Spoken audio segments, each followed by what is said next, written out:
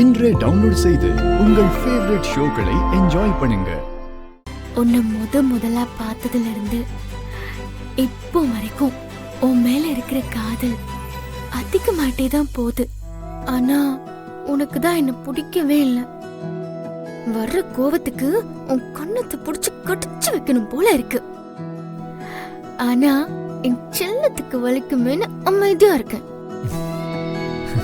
சிரிக்காத மாமா. பின்ன கல்யாணத்துக்கு முன்னாடி ஒரு நாளைக்கு 100 தடவை உன் போட்டோவை பார்த்துக்கிட்டே இருப்பேன். ஆனா இப்போ நீ என் பக்கத்திலேயே இருந்தாலும் உன்னை நேருக்கு நேரா பார்க்க கூட முடியல. ஒருவேளை பார்த்தாலும் நீ கோவப்படுற.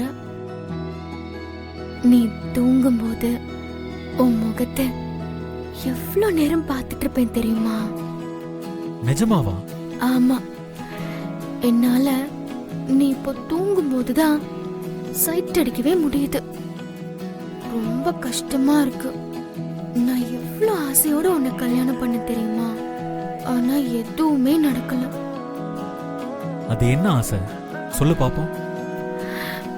நிறைய இருக்கு மாமா. முதல்ல உன்னை மாமான்னு கூப்பிடணும். கோவம் வரும்போது மட்டும் செல்லமா டேய் மாமான்னு கூப்பிடணும். நீ காலையில எழுந்ததுல இருந்து நைட்டு தூங்க போற வரைக்கும் உன்னை ஒரு குழந்தை மாதிரி பாத்துக்கணும். உனக்கு சாப்பாடு என் கையால சமைச்சு தரணும். அதை நீ எனக்கு ஊட்டி விடணும். நான் செல்லமா உன் கைய கடிக்கணும். நீ வலியில கத்தும் போது உனக்கு ஒரு முத்தம் கொடுக்கணும்.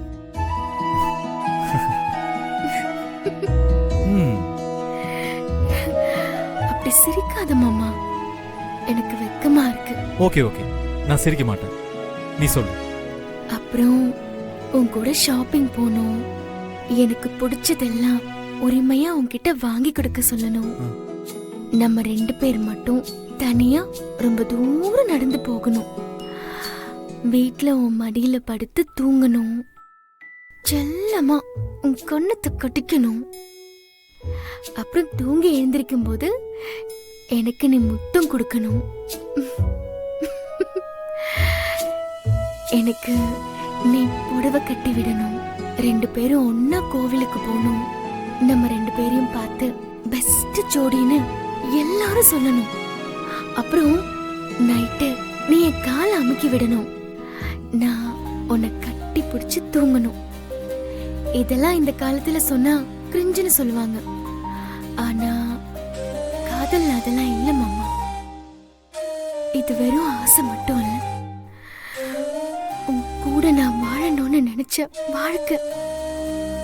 இதெல்லாம் சீக்கிரமா நடக்கணும்னு ஆசையா இருக்கு.